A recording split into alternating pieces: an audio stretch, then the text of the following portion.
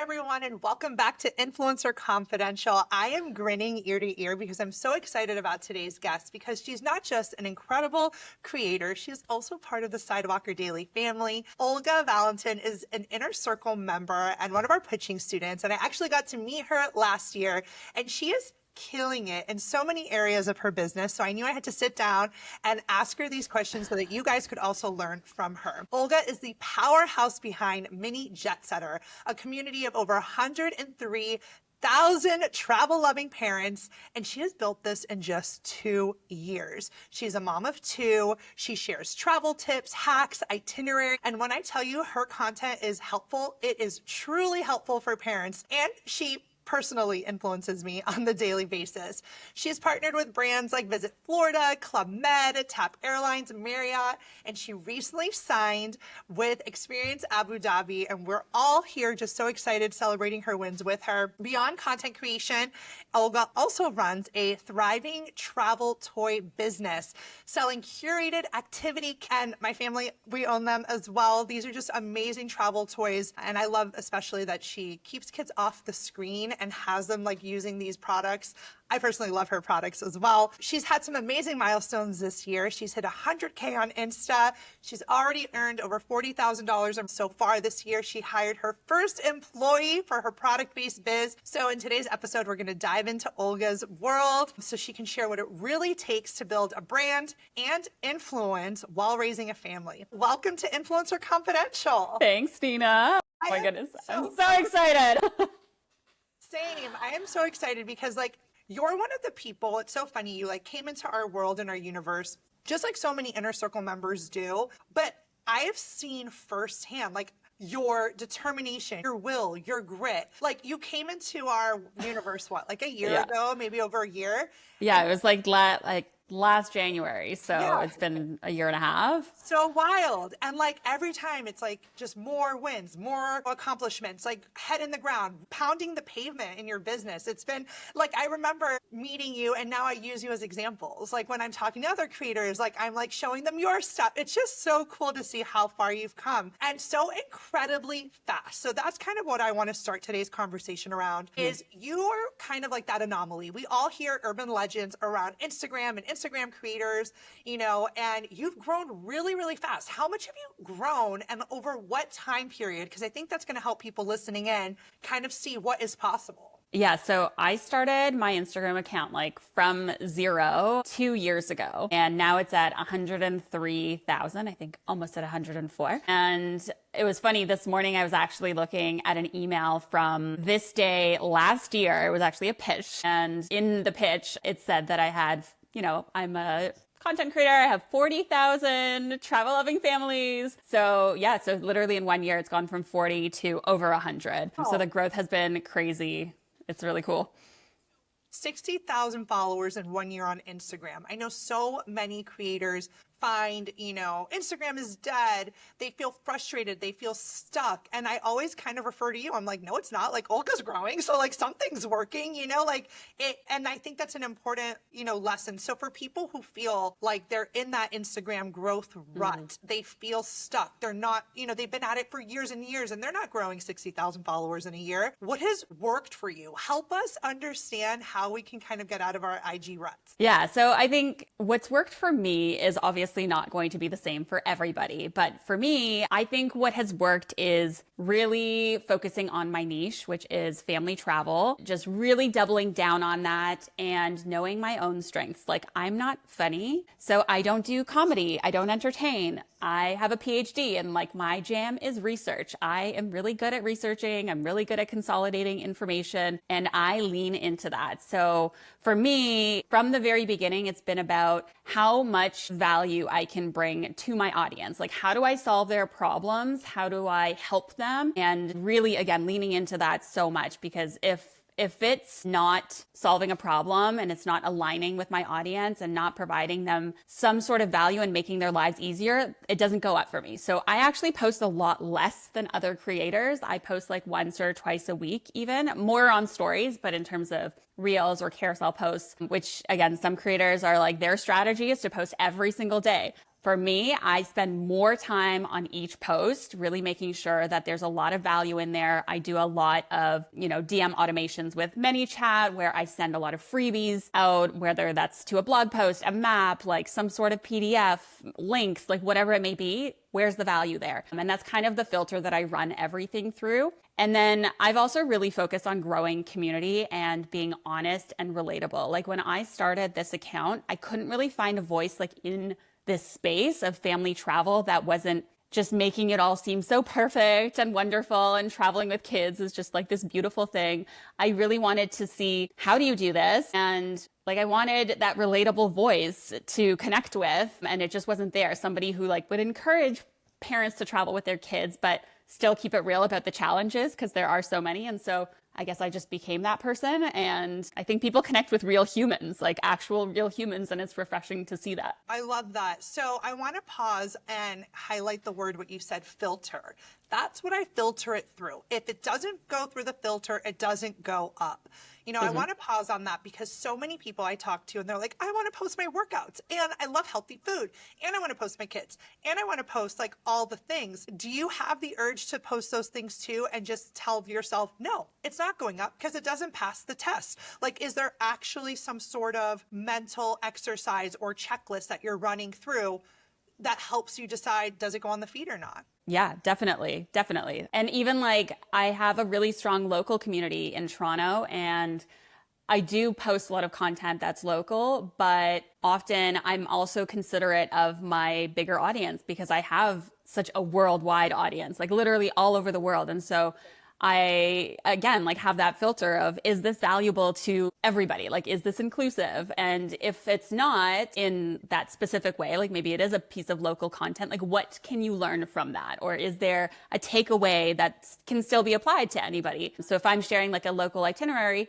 what's the lesson there for somebody in Australia? Well, go out there, like, have fun in your own backyard, explore and go on adventures. So like, that's kind of my filter in that way, is how do I really meet those needs? Yeah, it's a little bit of that top of funnel content, right? Like everyone can kind of access this. Everyone can enjoy it.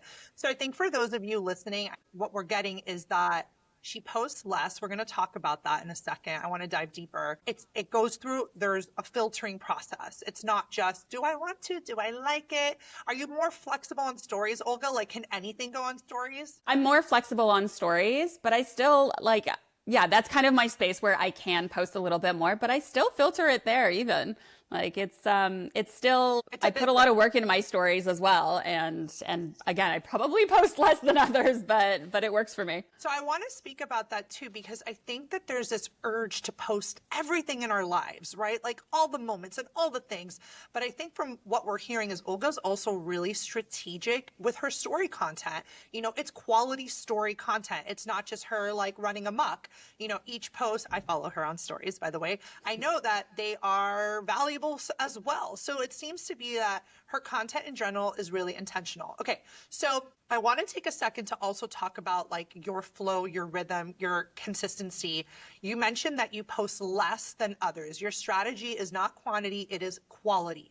So how do you make that content so valuable? I know you've mentioned the captions, automations, but walk us through like what a post would include, so that people that are listening and maybe want to do less but do it better can understand what that would look like. Yeah, so I'll do a lot of research, like I said, on any single topic. I focus a lot on writing a pretty long caption. Like I would say most of my content has a pretty long caption where not only is there value in the reel or carousel itself, but then there's more to read in the caption. From there, probably 95% of my content these days has some sort of DM automation. So what I mean by that is I use a tool called ManyChat. There's others out there where people can comment a word in the comments for a reel or a carousel, and they will get a direct message from me in their inbox with a link to whatever kind of content that I want to share. So that might be a link to a product that they want more information about. That might be a link to a blog post. Like if I'm doing an itinerary in a reel, I will have a blog post on my website that directs them there, that has the full detailed, comprehensive itinerary that they can read about. That might be a Google map that I created with places that I recommend visiting with kids. It might be a freebie I've done, like a PDF where, again, it's like, here are my favorite things, download it here. Things like that, where there's just like an extra thing that I'm offering them. So again, it's setting up that DM automation. And then obviously behind the scenes there, I have to create that freebie. I have to create that blog post, whatever that is. And that's a lot of time and effort as well. So I can't possibly do that and post every single day. Like that would be insane. Yeah.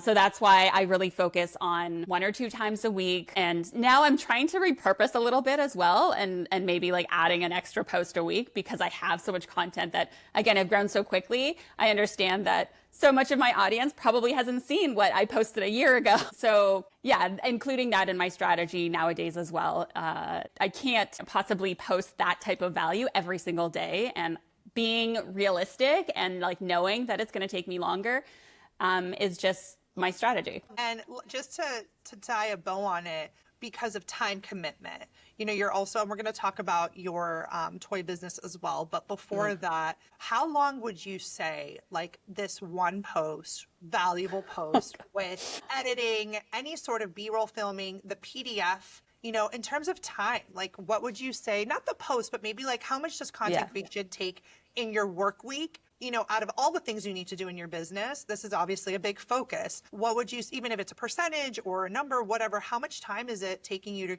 to focus on social? It's like half of my time. Like it's a lot, where I'm really creating and writing and editing photos and editing videos and writing the stories and saving them as drafts. It's an insane amount of work. And I feel like people don't realize that's how much goes into it behind the scenes. So again, like, because I also run a product-based business, I really have to divide up my time often with, you know, managing that whole side of things, which is like a whole other ball game in terms of shipping, inventory, packaging, marketing that, ordering products, whatever. And yeah, it's a lot. I think, no, and I want to set that realistic expectation around time. Sometimes I have a stay-at-home mom, for example. She'll be like, I have about 4 hours a day. You know, what can I get done? She has 20 hours a week to dedicate on this. She's struggling with that daily posting. So this could be like an interesting angle. She doesn't have the other side of the business. Also, I think something that you're touching on that a lot of brands, if you're listening in, don't realize is the amount of time that it goes to produce that one really valuable reel, PDF, caption.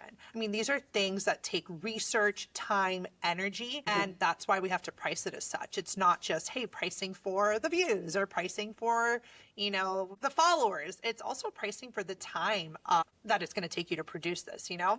Well, and I think that's a great point. Like, and depending on which creator you are and what your strengths are, sometimes, yeah, brands might just want to pay for eyeballs and just followers. But I've had brands work with me because they say, hey, this is valuable. Like, what you're bringing to the table matters. And because like you're actually providing a lot of value to the people that we want at this destination or that we want buying our product, where you're giving them, like, you know, you're handing them a manual essentially, especially with destinations or tourism boards or hotels. It's like, hey, you're a family that wants to travel. Here it is. Like, here is what you do step by step. Make it easy. Like, I'm making it easy for you. And I think that a lot of the brands that I've worked with see that value. And that's been a big part of the growth that I've seen this year. So Instagram growth is not dead. It's actually very profitable. No. Any actionable tips or strategies for creators listening in that do want to grow? I know you've covered some of it already, but just to put a bow on it, because I do want to move on to brand deals. But I know growth has been something that's been major for you this year and something that a lot of people are looking to get more of. They want to grow their Instagrams. Yeah, I think for me, it's very easy to burn out in this industry, like very easy. It's all consuming sometimes. And there's very like blurred boundaries often with life and content and work and family and whatever it may be. And so I think that in order to stay grounded, it really comes down to passion and doing things that you're naturally good at and that you're passionate about. When I speak about traveling with kids, it comes from a place of passion. And that's, I think that my audience, my followers have seen that from the beginning. And also, again, going with your strengths and what you're good at. Like, I know I'm good at research. I know I'm good at consolidating information. I'm not funny. I don't do funny stuff. So I don't do it, right? So again, like really getting down. Focus on your why. Focus on your why. Focus on the why, because I think at the end of the day, that's what the growth and the algorithm, it's just people at the end of the day, right? People are just consuming. Okay, so growth was a big thing for you this year and last year. So I love that you've been able to kind of pull the curtain back on that. But now I want to pivot into brand deals, monetization. This is something I'm so excited to chat with you about, because I just clearly remember, seeing your frustration, seeing your, when is this going to be it for me? Like, when? So many creators are in that space right now. They're in that gray, maybe about to quit, frustrated. They don't feel like it's going to happen. And it's funny enough, every big creator that I've worked with has gone through that funk. There's always this, when will it be my turn, right? I want to talk about kind of like a turning point or a milestone or something that kind of helped you hit that next level and ramp it up. Yeah, we've had several conversations about this in the past where I've just been so frustrated. Like, when is it my time? I see all these creators getting all these brand deals, getting paid, and I'm just like striking out here. I don't know what's going on. Maybe I should just quit. And I think a big part of that, overcoming that frustration, was getting support and investing in myself. And one of that ways was working with you, Nina. This was like in August last year. I was in New York and we were messaging each other.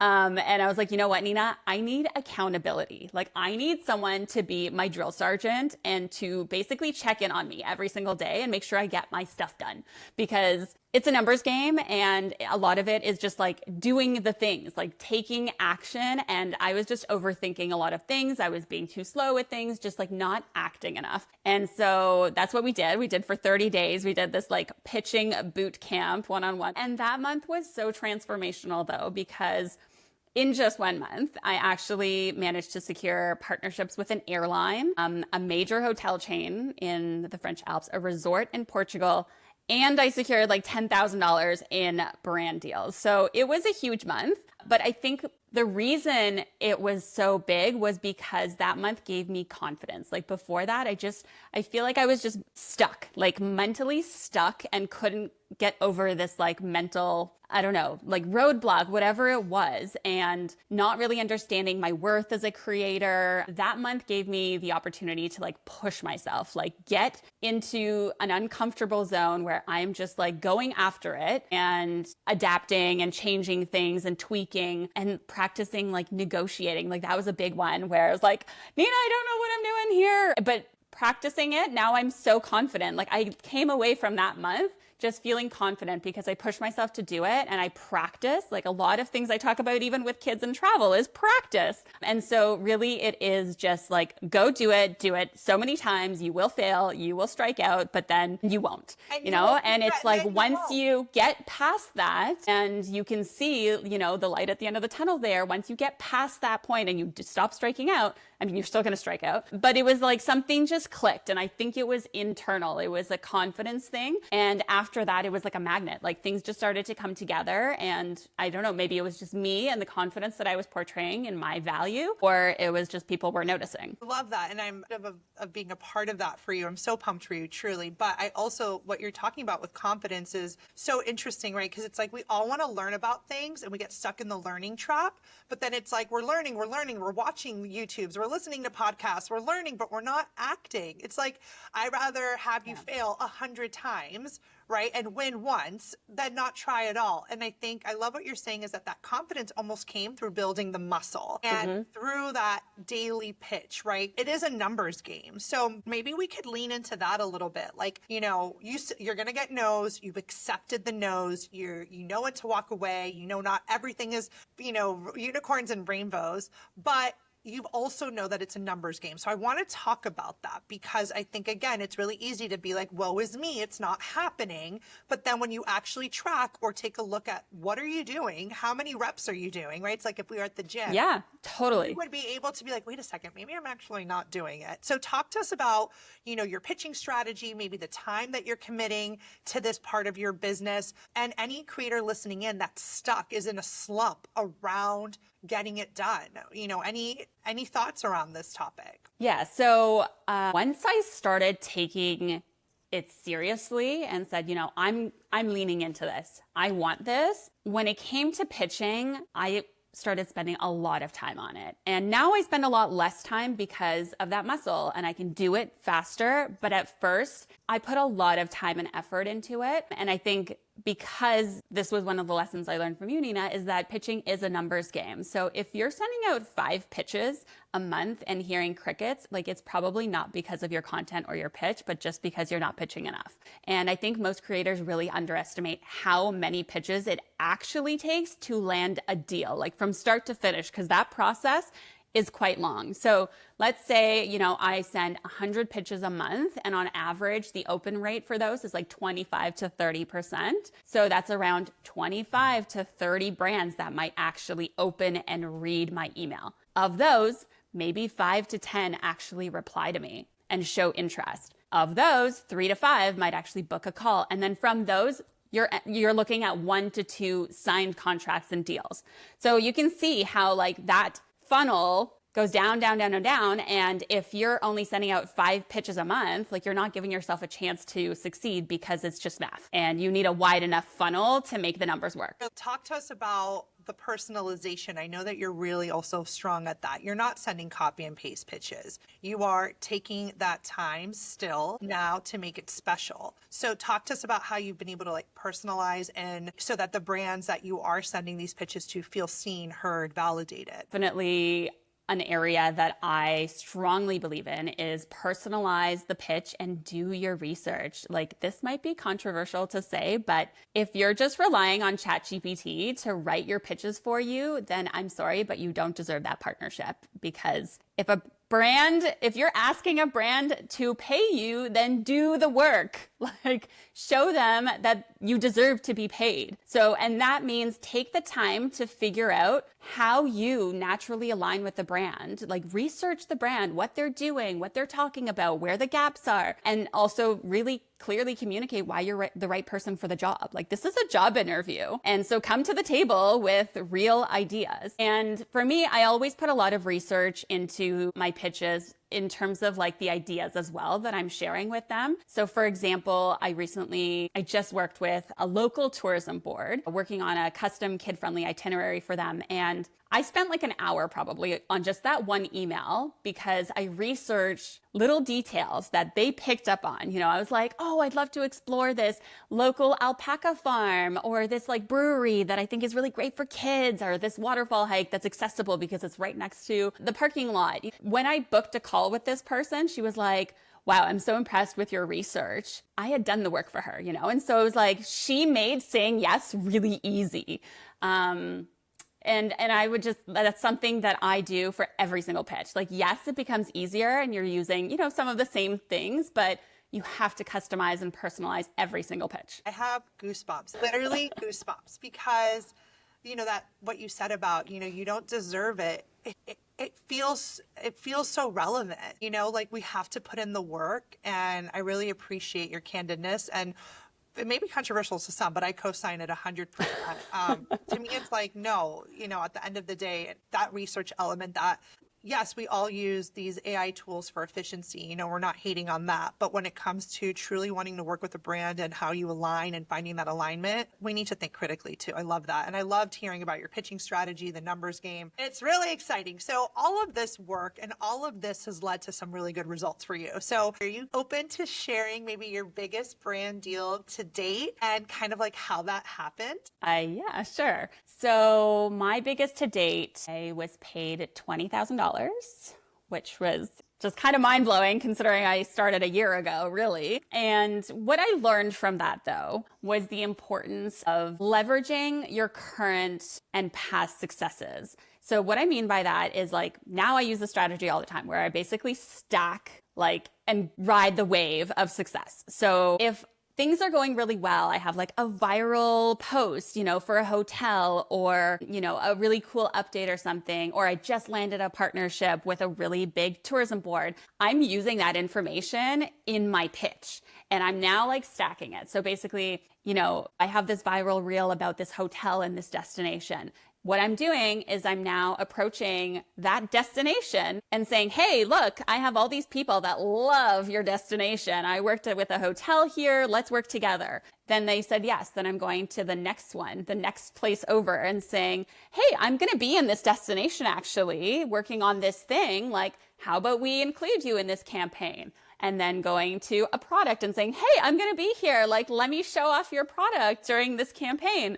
I'm really excited about this because this strategy, we're now spending 6 weeks in Europe this summer with the kids because I've been able to like stack this, I don't know, use the stacking strategy. It's amazing. And I think that just shows that you're leveraging, you're riding the wave, and for anyone listening in, if something does well for you, use that as an opportunity to reach back out to a client. We talk a lot about that in the pitching program, right? Like I'll be like, we call it the update. A really cool update in your business, share it with the client, share it in the pitch. You're working with Abu Dhabi, we're going to use that when we pitch everyone. We're going to leverage our wins to also not only add credibility to yourself and your business, but like you said, riding the wave. One of the fears I hear a lot about from creators who are actively pitching is there's fears in every stage, right? There's fears in when you pitch, there's fears when you get it, there's fears when you get on the call, and then there's fears what if the content doesn't do well? There's a lot of fear around that. You get the deal and now you're like, oh my God, don't flop, don't flop, don't flop. Yeah. So have you had that experience happen yet? It's inevitable. It will happen at one point. And kind of like, how would you deal with that if it didn't happen already? Yeah, that's happened to me.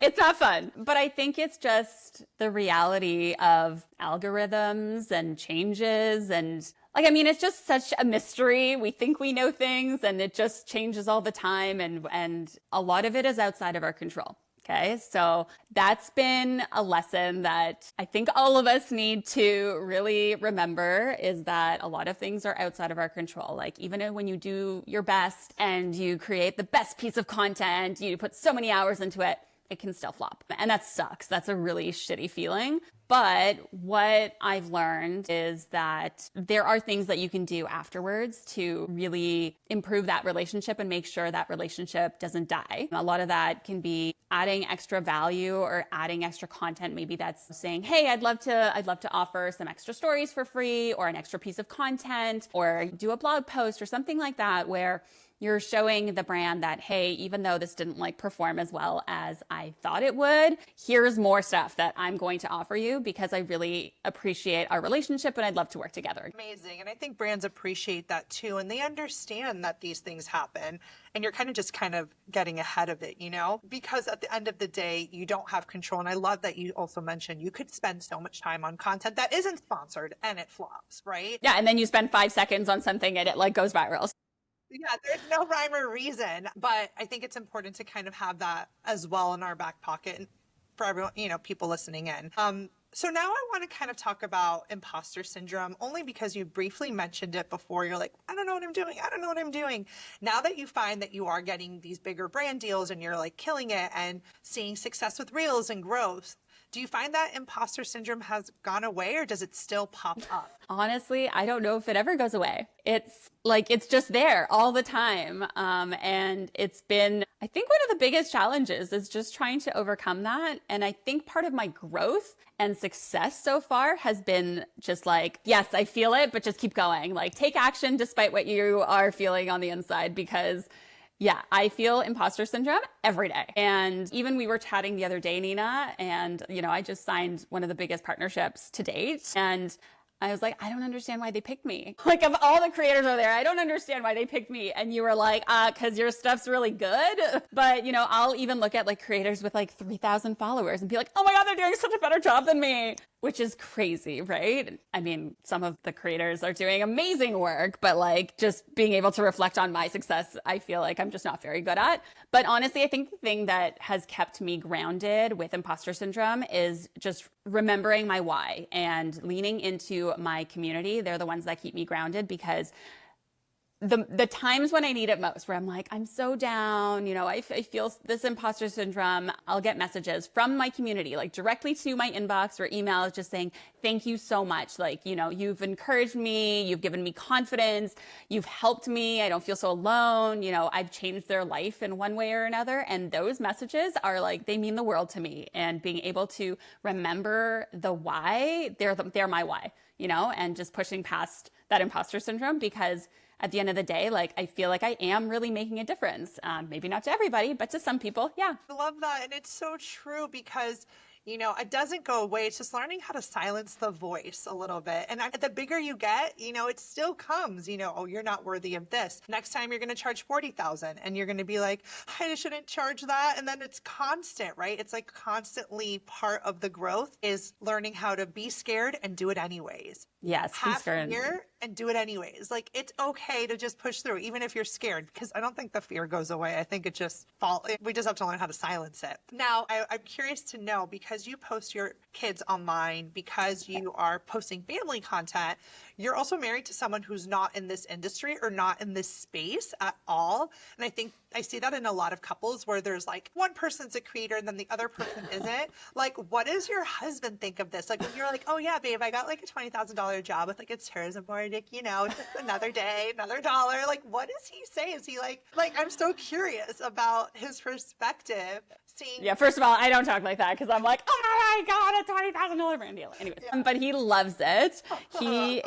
He's super, super supportive and like probably my biggest cheerleader. And like, it's really awesome. I don't think I'd be here without him because he is really the one that's like, keep going. This is awesome. I love this. You're doing this. Like, so he's been really, really great. And I think that's been really helpful also because the creator world is really strange. It's lonely. Not a lot of people get it. Like, it's hard to explain to friends and family what we do. And so like a lot of people just don't get you. So having, your teammate there rooting for you is really important. And I love that he's like, push for you as well to keep going, not give up. Like, you got this. And having a partner that supportive, because that's not always the case. Like, I talk to so many people where their husbands are like, okay, are you going to give up yet? Not everyone appreciates or sees the work in this world. Having someone that is like on your team and on your A team is like, it's really lucky. It's something. I do feel lucky because you're right. Not everyone has that. Unfortunately, I wish everyone did, but I do feel really grateful to have that kind of relationship. With your kids online, there is concerns around safety. There's a lot of new laws coming up about making sure kids get paid equitably. I'm sure you've seen, especially in California, child safety, stuff like that.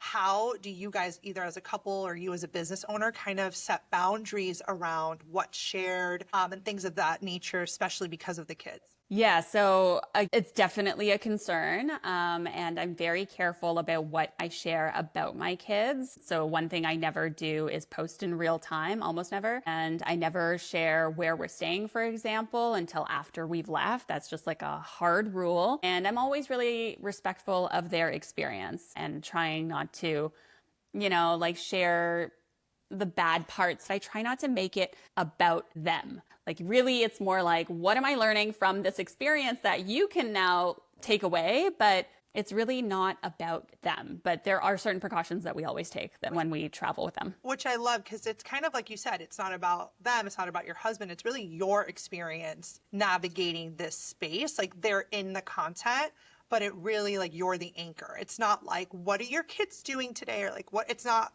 a kid's page. It's like your experience through the eyes, and that's what you're sharing, the value around, things that obviously kids can benefit from. I feel like you've been able to walk that tightrope really nicely, where the experiences that you share are really like you-centric, in the sense of all the value you provide, but kind of also limiting their overexposure. Like, anytime they're in the content, it is again through that filter. Is this valuable to other parents? Is this valuable to people traveling with their kids? it's not, what did they eat for breakfast? Or, things. Right. And if I am sharing that, it's because, look, we went grocery shopping, and this is a tip for if you're traveling to go to the grocery store. And this is some food that we love to bring because picky eaters might have a hard time here. Like, again, it's that filter. Like, how am I communicating that information? And I think that's been really helpful as like a guidepost for me. Definitely. Now, being a mom, running a brand, I know that time feels like there's never enough. So I'm curious, like, what your routines look like, especially for other mothers listening that are running businesses, have kids, are also posting, all of that. It's a lot. So how do you find the time? Like, what does your morning routine look like? It's so hard to find time. I mean, Nina, you know this as well as, running your own business, doing all the things and trying to raise little humans is pretty much impossible. And I don't have it all figured out, and I don't think anybody does either. So what works for me though is I need my morning time. My morning time is essential to the success of my business, to my mental health, to pretty much everything. So I wake up at 5 or even earlier every single day, even like on vacation. It's just my body. Yeah, every day. Like a sleep in for me is 6:30. Oh my God. Okay, go. I don't want to interrupt you. The first thing I think about is coffee, and I make my cup of coffee, then I'll make another cup of coffee, and then I sit down and I just do focus work. Like, I know a lot of people will do exercise or meditation or various other, 5 a.m. routine exercises and stuff like that. But for me, that's my work time. I've always just found I concentrate best. My ideas are clear. My head is focused after like a full night's sleep. And I just get the most done in those 2 hours work-wise than I do for the rest of my day. Like, I'm not distracted. It's just focused, deep work. And that's my secret sauce. Like, I know that works for me, and I lean into that. And so I like force myself to wake up every day, even though I enjoy it and my body does naturally wake up. But I know that's the key to everything for me. So I do it every day. They wake up and it's like computer goes off and it's all about them. We're doing breakfast, we're getting dressed, we're doing homework, and then they go to school. We drop them off for 9 a.m. and I'm back, 9:15. So I'm back kind of at my desk at 9:30. So yeah, and then the day is really short because school's done at 3:30. But you already got those 2 hours of focus work in the morning, and that's been kind of like that's your, because you're able to probably get more done in 2 hours than you are all day, I'm assuming, like in terms of like that hard line focus. Maybe you're doing the things that are the most important in your business, or the things that you really need like that clear mind for. Exactly. And then like if anything else happens throughout the day, as it always does, school calls in and the kid is sick or whatever, always something comes up, right? That I know that I've done that work already in the morning and I can, make progress. And I think that's like a lot of it is just like, how can I make incremental progress every single day? Like, what can I work on instead of just like being distracted and reacting to things? Absolutely. So regarding this motherhood work-life balance, like, does it exist? Like, how do we structure our time between this creator life with this constant pressure of having to be on, having to post, having to create, and also balancing motherhood? It's really hard. And again, I don't have the answer to this. And I think that, yeah, there's a lot of like blurred lines that go on with being a creator, especially in a family space, right? And trying to juggle it all. So I think it's one of the most beautiful parts of this job for me because I get to travel the world with my kids. Like, that's insane. Like, I'm so grateful for that. Totally. I'm like fulfilling my dream, Never in a million years could I have dreamed about that. But because it's my job, like, there are moments that I'm like, guys, I need to get the shot. I need you to be patient and wait for mommy. I might need to stay up late, like after everybody goes to bed and we're in this gorgeous location. Nina, I've seen you do that, be like at a wedding on your laptop. Like, that's just the reality. But one thing that I've gotten a lot better at, and again, I think this is just practice and like making the content and doing the things, is just getting efficient with what shots I need to get. For example, even my husband, I think the other day was commenting, he's like, wow, like, you're done? Like, you got everything you need? I'm like, yeah, Like I know what I need now. I know my shots. I've thought about it ahead of time. And so now I can just like put my phone away and be more present. And I know that I don't have to film like the entire thing. And so that's kind of helped create some boundary as well. What a relief, because how sad is it too to just like feel like, oh my God, I have to film everything and always just be on, then you're not even enjoying, right? It takes a bit of it away. So I love that you're really getting ahead of it, getting what you need so that you can also enjoy the job and enjoy the parts that. Well, and it also creates more authentic content because then I'm actually experiencing it and actually speaking from, an authentic place about what we experienced rather than kind of faking it and being like, oh, I filmed the whole thing. I wasn't actually there. Yeah, imagine that. Well, that's just been awesome. So the last part of what I really want to dig into, we've talked about growth, we've talked about monetization, mindset, routines, but I want to know about the other half of your life, which is your product line. You have not only do you have this booming influencer business that you're growing, you're also paralleling it with a product line. So tell us about these travel kits, what inspired it, what it's like, and kind of what led you to do this, because I think a lot of influencers eventually want to build product. They'll like build their influence and then they'll build product. But I feel like you're growing it at the same time. Or maybe you started travel kits first and then the influence part like popped off. But it seems like it's a second revenue stream for you. And I'm curious to know, like, are they 50-50? Are you business owner, influencer second? Are you wearing both hats at the same time? Like, let's talk about it. Yeah. I mean, product definitely has come first in this entire journey in terms of monetization. And that's like become my full-time job. And then the whole brand partnerships as a creator has come second. But the whole influencer thing did start like alongside the product and it grew very organically. And so what happened was one of the very first posts I made when I started my mini jet setter account on Instagram was this like travel kit that I made for my 4-year-old son. And it was using this like toiletry bag, which is like now a very popular hack, which a couple years ago, no one was really doing. And it was pretty novel. So from that, I shared this like kit that I made for my son and I got hundreds of messages asking me, where do I buy this? Are you selling this? And of course, at the time I was like, no, like, I guess I could. And I just started it. Like I just started making them and selling them. And I really didn't know what I was doing, but I jumped right in because that's been my motto. One of my good friends always says, start before you're ready. And that's what I did. So I started before I was ready. I was literally taking orders like on an Excel spreadsheet before I had Shopify and had people coming to my house to pick up their kits. And I really learned more in that first year of starting product from scratch than I did like in the 7 years it took me to do my PhD. It was crazy. And it's just such a crazy, like behind the scenes experience as well. So many challenges and so many mistakes and so much growth because of that. Like that's the only way to grow is to go through it, do the motions, have the mistakes and failures. And I've had a lot of them, but that's okay. So, and your products, right, are very focused again.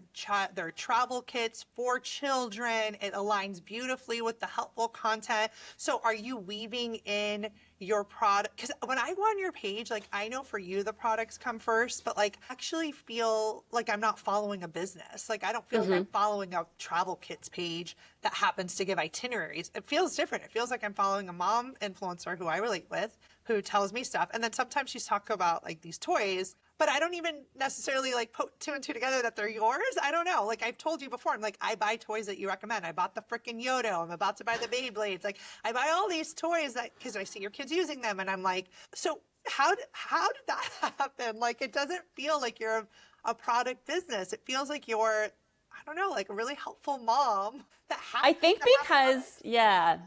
because it was never my intention to start with the product. So the product came so organically through this entire experience. Like it was literally just, this is something I'm doing that I love, that I use, that's really helpful for my kid when we travel. And so I created that based on a need that I had and people connected with that. And so it's really been like the journey of sharing how these products help us during our travels and with my kids, because there are a lot of challenges that come with traveling with kids. And so, yeah, it's just, I've been weaving it in very naturally and organically into our own travels and sharing about, what we're doing and how these products are helping.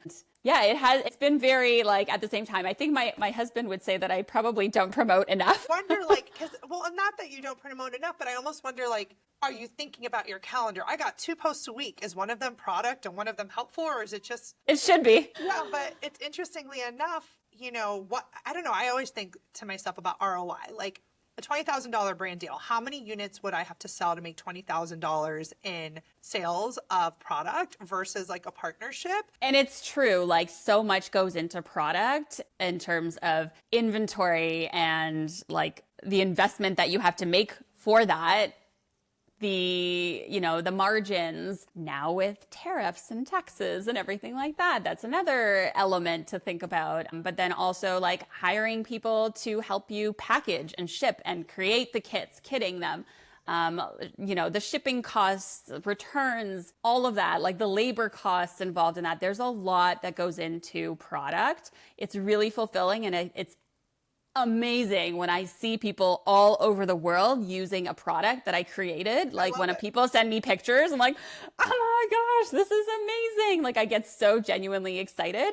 But it's a different kind of hard, like you said, ROI, right? In terms of time and effort. And I'm not going to stop doing it because I really love it. And I think that it's, again, a really helpful and valuable thing that I provide. But now that I'm obviously growing as a creator and getting these brand deals, yeah, that's like, I've been putting more focus into that a bit. So are we going to work with influencers? Are we going to do any influencer marketing for your travel kits? Maybe. So funny enough, I actually did start when I was first starting out. I would just send these kits, like no obligation, to some of the influencers locally, and they shared about them. Just again, like there was no contracts, there was no obligation for them to post anything. I would just send them and say, hey, do you want to try this out? And all of them were like, this is really helpful. Thank you. And they posted about it. And that did actually help the growth at the beginning, especially the product-based growth and kind of getting that vision and product out there. So I think I would like to go back to that. And now that I've also kind of streamlined the product a lot more, where things are more standardized, it's just like an easier behind the scenes than it was when I was starting out. So I think that there's more capacity for that as well. Absolutely. So where do you see the mini jet setter in like 1 to 3 years from now? Like in terms of product and your Instagram, both? Like what's the vision? Where are we going? We're taking over the world, Nina. No, but literally, I just want to become like the go-to for anything related to kids travel. So being able to provide a lot of value from like step A to step XYZ, like there's so much that goes from start to finish with like planning and booking hotels and, trying to figure out how to entertain your kids and finding destinations and itineraries. Like it's just so much work. And I want to be that go-to brand and that go-to person that can help you. So I'm building out new product lines, which I'm really excited about. Are there any new launches or projects or updates that we get to hear about, if you're comfortable sharing? Yeah. So actually, the one of the visions I had when I started Mini Jet Setter that I kind of put on the back burner for the last 2 years has been like destination themed prep for kids. So when my son was 3, my daughter was like 5 months old, we went to London. And before we went, I had like read him all these London themed books, and we played with like little, the Big Ben and all these little things, watched Paddington, that sort of thing. And he got so into it. And even at 3 years old, when we arrived, like he understood what was happening where we were and like made that connection. And it was amazing to see. And we kind of like, I repeated this when we went to Barcelona, and, he was learning about Gaudi at like 4 years old. And it was so cool to see. And that's something that I've really wanted to bring to the brand. And so I have my first like destination themed kit that I'm launching. The first one I'm starting with is New York. And it's all about like, there's kind of an activity book so kids can engage and kind of playfully learn about the city, but then also kind of like a guide that teaches you about the city itself. And then there's playful things that go along with it, like toys and stickers. And I would have totally bought that for my New York trip. I know I wasn't ready on We'll time. just have to go back. We'll just have to go back. I would have totally bought that. I'm like your target demo, by the way. So But the idea is to like prep kids before you go to a new destination through these books and toys and experiences. And yeah, I'm really excited about that part. And we'll see. I want to make more digital guides as well. And, being able to scale, which is harder to do with product just because of all those things that we talked about with inventory and, everything involved with product. So I do want to have some more digital products as well. I'm working on some city guides for certain destinations that I feel like I'm known for my itineraries, which are somewhat unique, where I really try to focus and include parents and kids and, really make it kind of like a go-to solution. And so I'm working on guides that will kind of offer that to families where like these are easy, done for you itineraries that kind of check all the boxes. here, let me know when it's available. I'm your first customer. I'm coming for you. I love this. Thank you so much, Olga, for being so transparent, whether it's been around growth or your brand deals or your business, your habits, your mindset. It's been so refreshing and I loved today. And thank you so much for your time. Before we wrap up, like how can people connect with you, download your itineraries, follow your content? Let us know all the links. I will include them in the show notes, of course, but anything that you can share for those that want to follow along your journey. Instagram is the best place. Just it's mini.jetsetter is my handle on Instagram. And that's kind of where I share everything. And you can also find my products on my website. I love it. And soon to be at all airports across the world and maybe even working, I'm like licensing it with like Delta Direct. Like, I don't know. There's so much. That's the dream. Yeah, it's going to happen. It's going to happen. I already know. You're a go-getter. You put your head in the sand. You do what you need to do to get it done. And you're really team no excuses. And you're a great example of doing it scared anyways. So I'm so excited for you and happy to be a part of your journey. And thanks for being here with me today. Thank you, Nina.